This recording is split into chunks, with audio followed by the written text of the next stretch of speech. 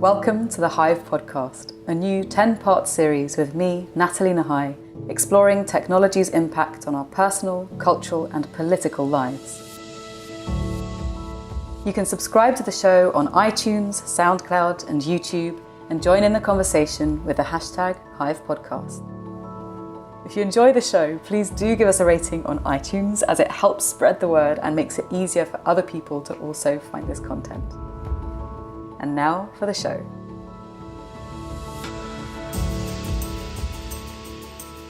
Anjali Ramachandran is an editor at Story Things, a content studio in London that also publishes How to Get to Next, a non-profit funded by the Gates Foundation. This project explores the intersections between science, technology and culture and how these things are changing the future. I first met Anjali several years ago through a project she co-founded called Ada's List. It's a community for women who broadly work in science, technology, engineering and maths, and it has since grown into a global network that is helping to change communities, workplaces and the industry for the better. In this episode, we'll be discussing identity, biometrics and culture, and exploring how technology is impacting society and everyday life, especially in emerging markets. So thank you very much for joining us today, Anjali. It's a pleasure to be talking with you. Pleasure. Thanks for having me on. So can you tell us a little bit about your work at How We Get to Next and why it's important? Because I think it really is important. Thank you. Yes, absolutely. So How We Get to Next came out of a visual project, actually. It was an accompaniment to Stephen Johnson's How We Got to Now, the book, then a TV series, and this was the editorial component of that. And when the TV series finished and the book was released, there was the idea that this needed to continue because it was exploring some really interesting themes.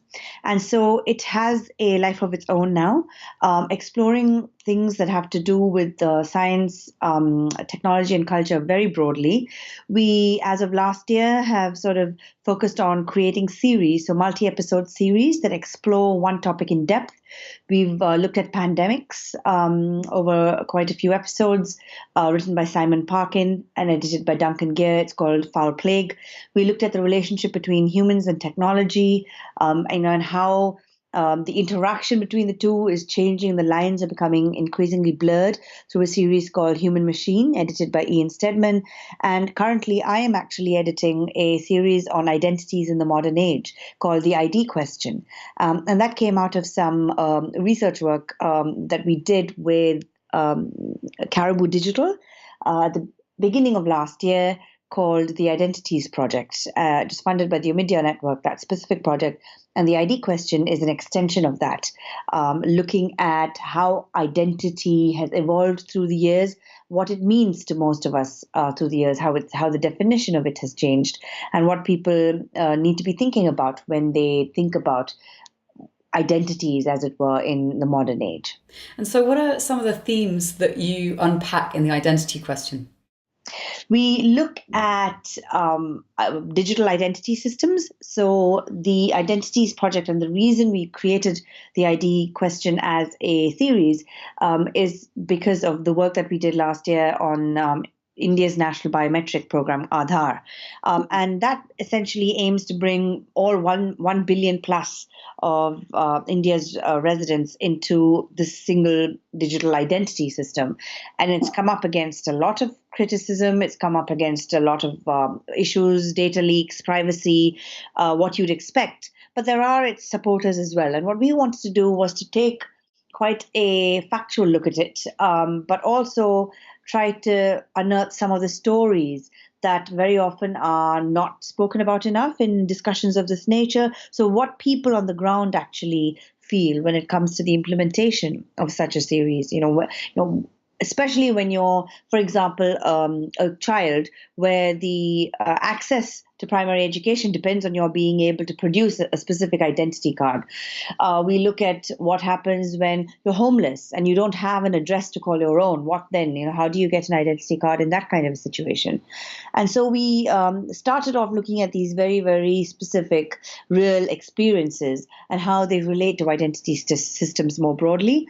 Our second episode looks at privacy and data online and what it means to be the recipient of multiple emails that actually have quite private information in them, things like bank details, when you're not the intended recipient. What does it mean when there are breaches of data where you might be affected, especially with things like the very recent Cambridge Analytica discussion that was released over the weekend, where it was found that more than 50 million Facebook profiles were sold for political campaigns.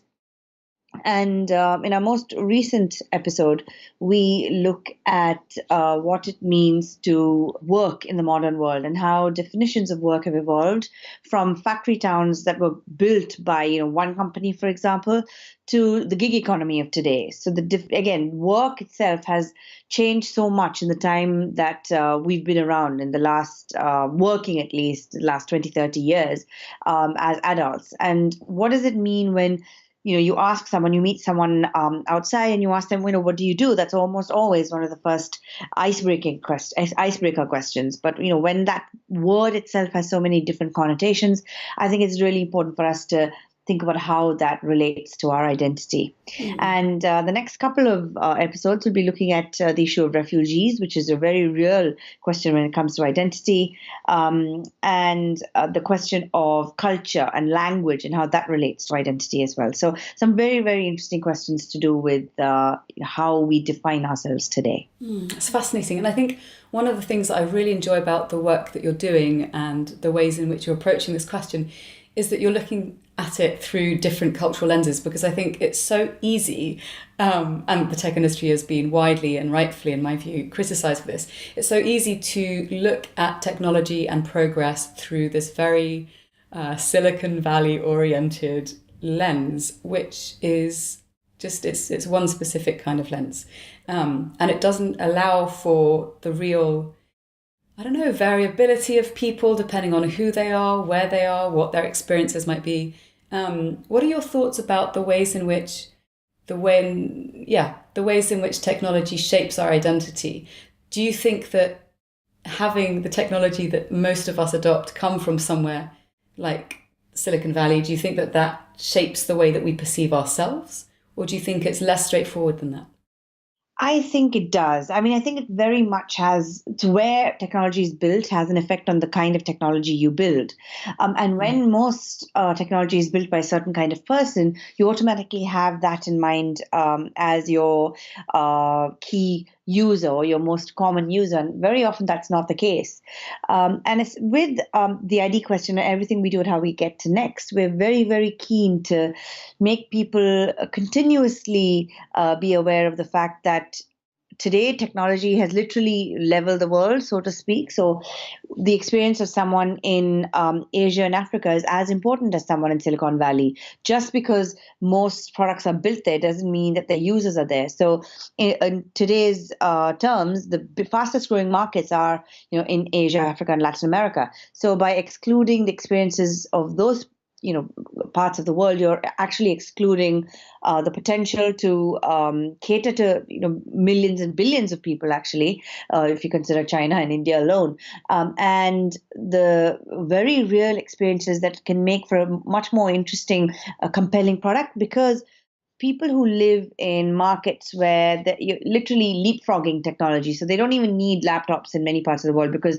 mobile is all it takes for them to find out what the price of a crop is on a day-to-day basis, so that they can call and fix prices with their customer directly and not have to rely on a middleman. So I think technology has a lot to do with creating a much more equitable, equal world for everyone, and where it is built and who it is built for they're as important things to think about as what you're building.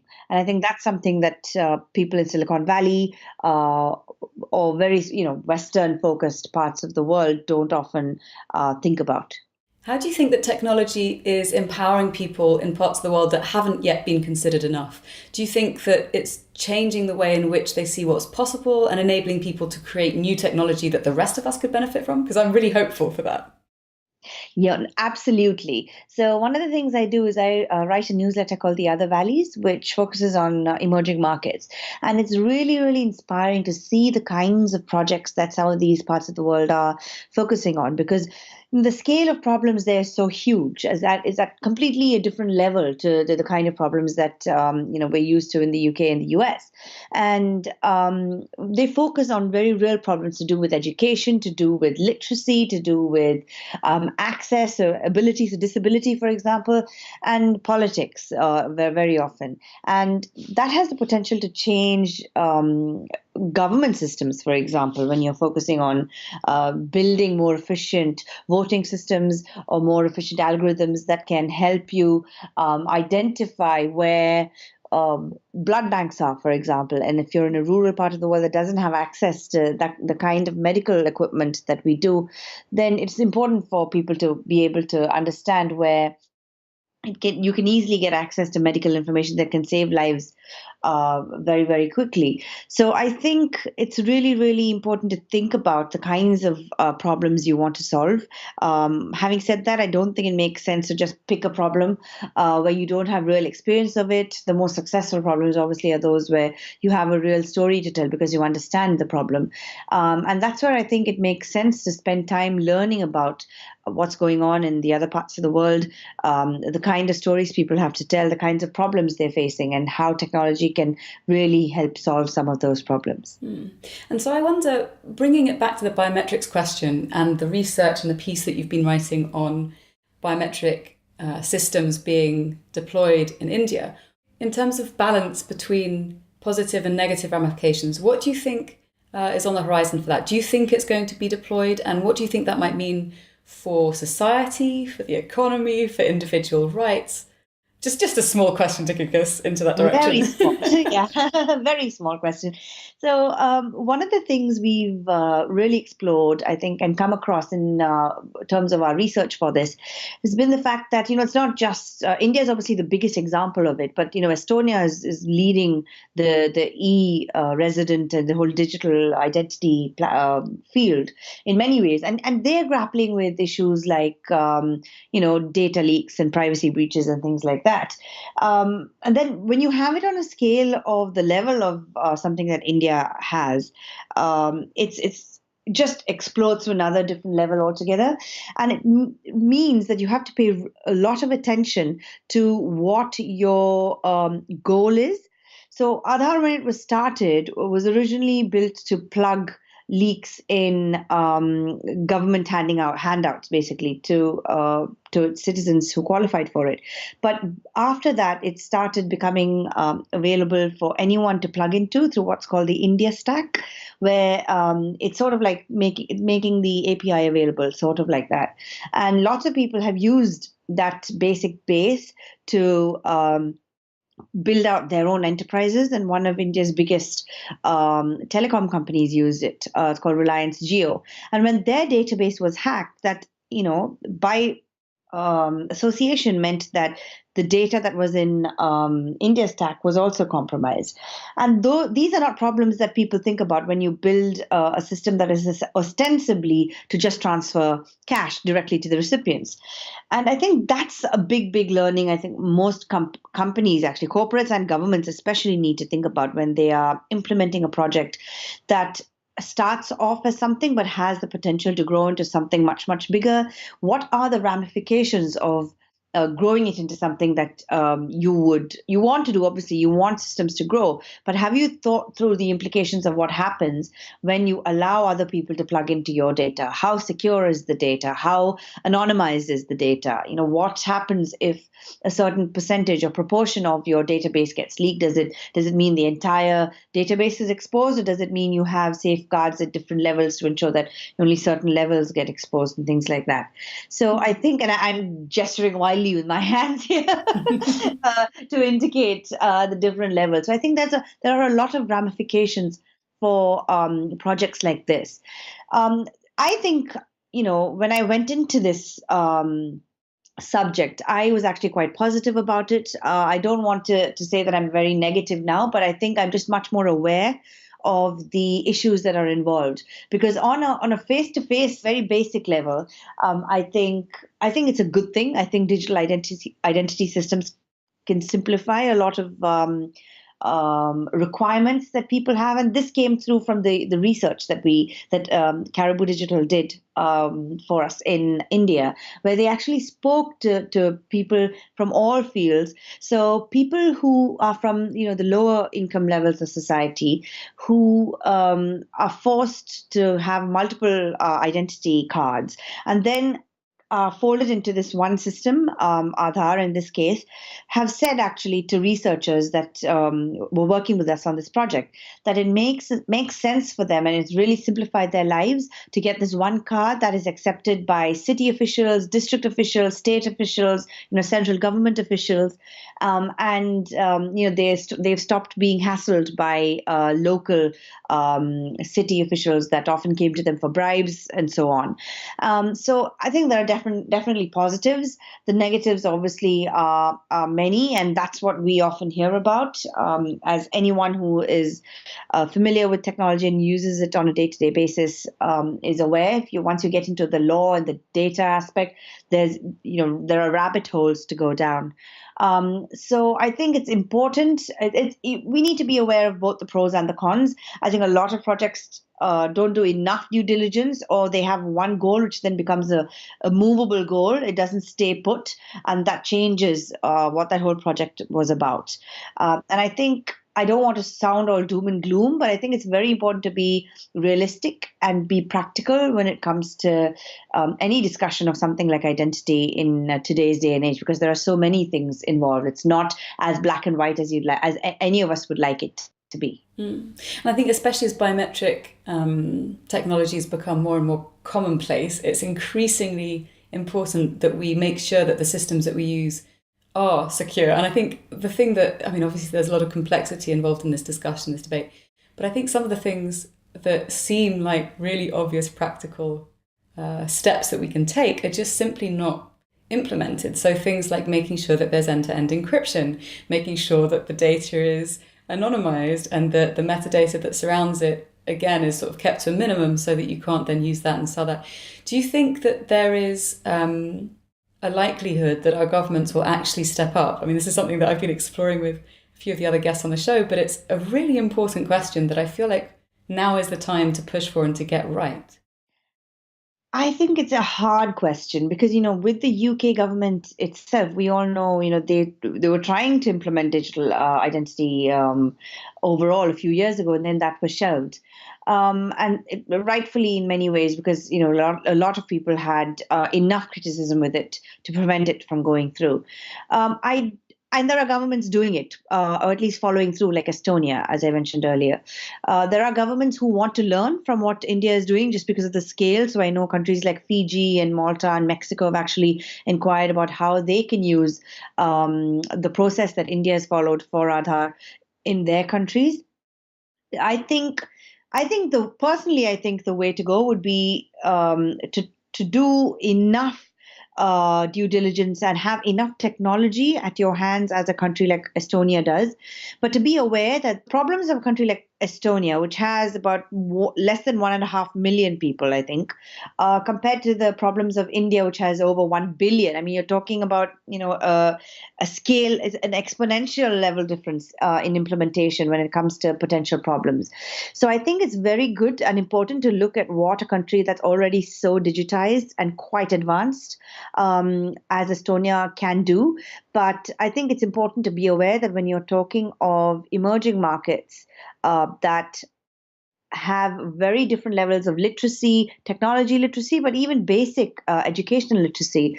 It's unlikely and almost unfair to think that level of accuracy and fidelity in many cases of data can be expected, because there are that many more places where data can be leaked, and that has happened. So one of the biggest criticisms is that, and this is true of America, from what I understand, is that many leaks happen from within the system, so by officials themselves.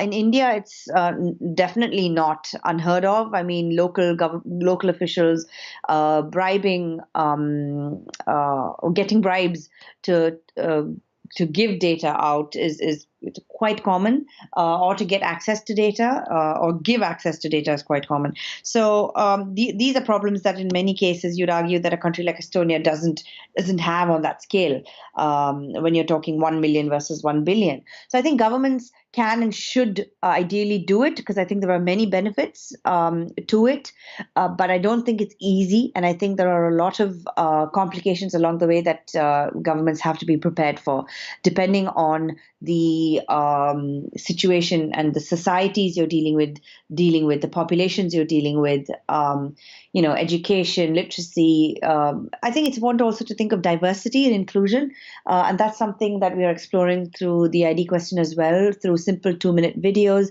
We're looking at how difficult it is for a person who's blind, for example, to be able to access things as simple as a bank account in an ATM. Not all ATMs are Braille specific or catering to Braille users, for example. And so, and when you're a woman who comes from a very orthodox society, you might not be happy to get your finger suddenly lifted and put on an ID device by a male bank agent, for example. And so these are very real issues that governments and societies have to be aware of and prepare for when they are going to or want or even planning an identity system of any scale. Mm. And so I'm curious to hear if you've come across any interesting, unexpected technological hacks for how we get around some of these larger problems, or any kinds of projects that you've come across that you think actually could influence the way in which we use technology with the identity question or in life in general to help create a greater sense of inclusivity. Sure. So there are projects that are very serious about trying to give the user better control of their data. There are projects like digi.me, for example, which lets individuals import their own data, which is scattered around different websites. There are models like MyDex, which is actually a community interest model, which is really, really interesting. And I think what as they say, so they talk about the difference between the private sector model, where the organization collects data and is responsible for its safety. But when you look at a community model, it's very, very different, because you're not bound to expose any personally identifiable data at all. And it's the aim is not monetization; it's more just about empowerment for their own benefit. When you look at the ethnographic, anthropological perspective, I think it's very important to do actual user research with different groups, as many different kinds of groups of people as possible. So, look at the experience of young people, of older people, of people who are disabled, of people who come from different ethnicities and backgrounds. And I think that just a smattering of the experiences of those kinds of people, or kinds of groups rather, will give you an idea of how inclusive your product and your technology platform needs to be, because you can't build it just for people who are 100% able, 100% connected to the web on a high-speed broadband connection. So I think it's important to be able to put yourself in the shoes, or at least read about or research the experiences that people in very different fields of life and walks of life have, and explore different models, because as a government or as a corporate, you're not bound to sell your companies or sell your users data to make money. There are different models you can use, like the community interest model that I just mentioned. So when we're thinking about models of business and we consider platforms that we all use, such as Facebook or Google or Gmail or Twitter, or all the big ones, are you seeing any models that you think are promising for these large scale platforms that they might be able to switch to? Or do you think it's going to be a case of smaller, well, startups creating something that has a very different blueprint from the ground up that then ends up being adopted at scale? Well, realistically speaking, so there are a number of different small players doing some really interesting stuff. The bigger players, I mean, there are some, obviously, Mozilla, for example, is one. They're doing really important work with regard to trying to make technology accessible without compromising in users' data. Well, at least in comparison to the Googles and the Facebooks of this world. The smaller players are doing some really important work. I don't know if they'll get the scale unless a company of the size of a Google or Facebook buys them. Having said that, I recently saw, I think, my first or second Fairphone in the wild. And it was, I think, quite heartening to see that there are people going to these different models of technology, not just going for an iPhone because it's there, but going for, a way of, a mode of living and a way of using technology that speaks to their values and personal values, so corporate values, personal values, whatever it is in life. I can't say that I see any particularly encouraging signs from the Facebooks, the Googles, and the Twitters of the world. I mean, Twitter's struggling with, what they want to do to monetize themselves. Facebook just, I mean, every couple of months there's a big story, and the latest one has just literally broken. And I don't see that one going away in a hurry, especially the links with, media and the politics, and whether it is a media company or, whether the whole psychological gaming aspect, I think, is too big for them to stay away from right now, or to not have a viewpoint on. And Google as well. I mean, the reason they make all these companies make money is off selling our data. I mean, as they say, if you don't pay for your product, you're the product being sold. So I think it's hard, because I used to work in advertising, and I know exactly how much money there is in selling audience data to clients and corporations and brands that want to target you online.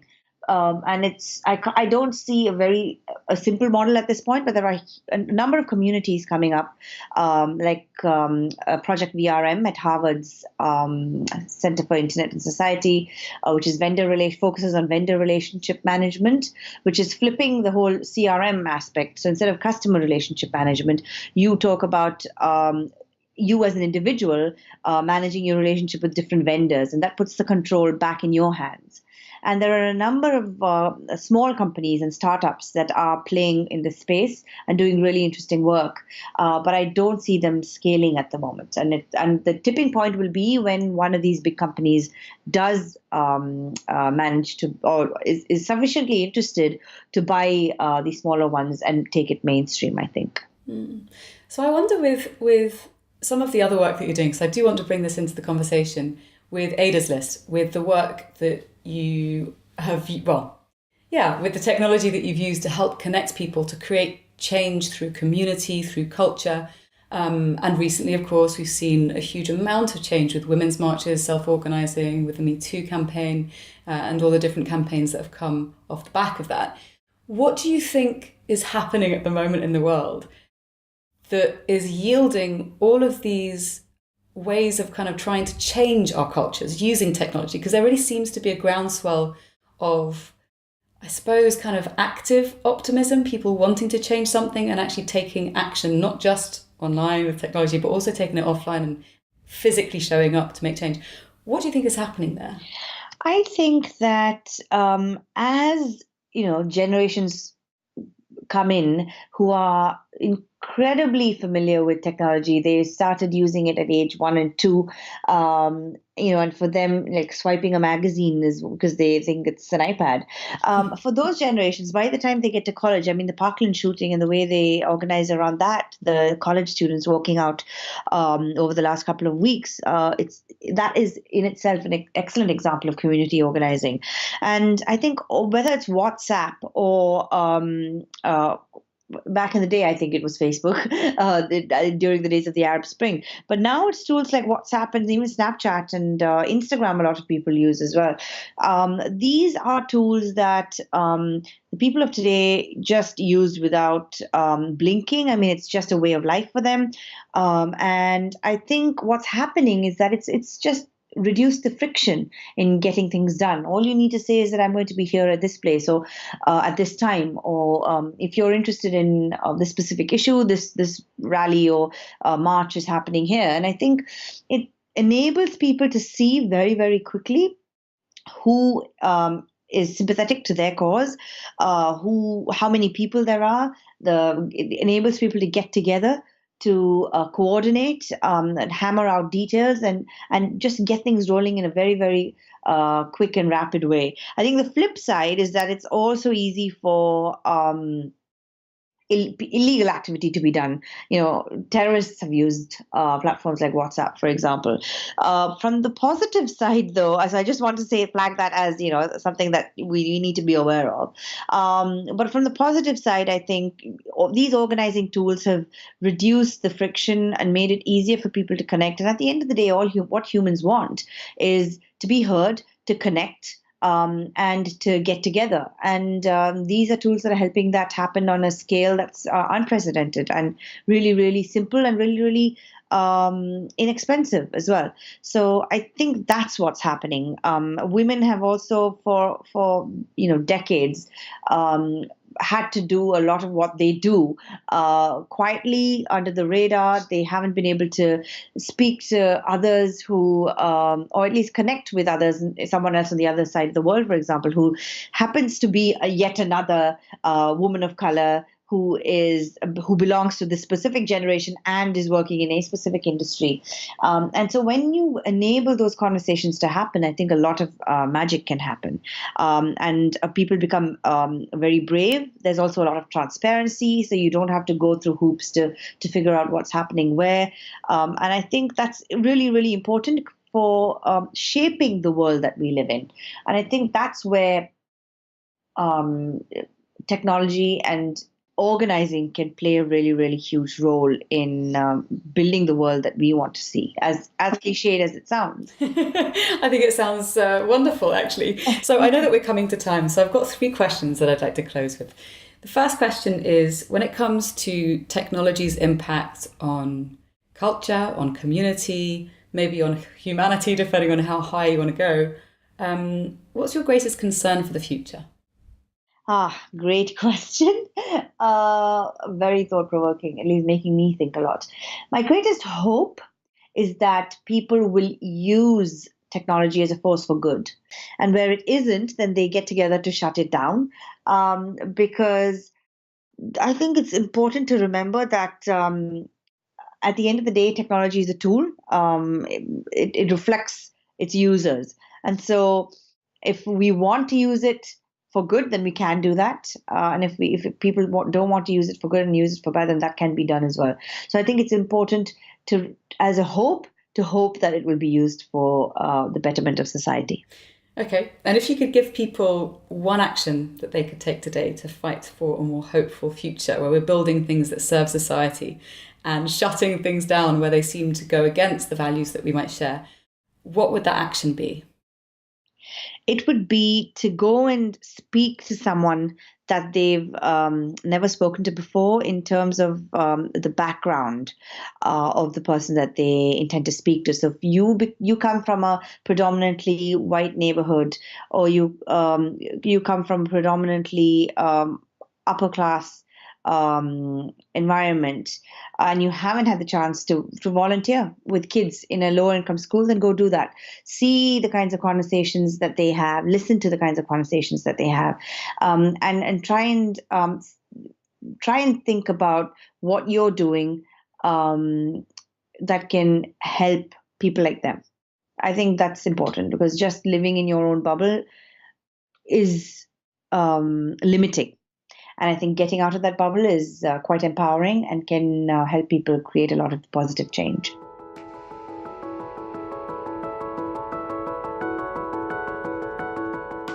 Thank you for listening to the Hive podcast with me, Nathalie Nahai. To find out more about today's guest and the topics we explored, you can find resources and links on the show notes page at natalienahai.com/The Hive podcast. If you enjoyed the show, please do give us a rating on iTunes and join in the conversation with the hashtag HivePodcast. Thanks again for listening, and I look forward to sharing more with you in the next episode.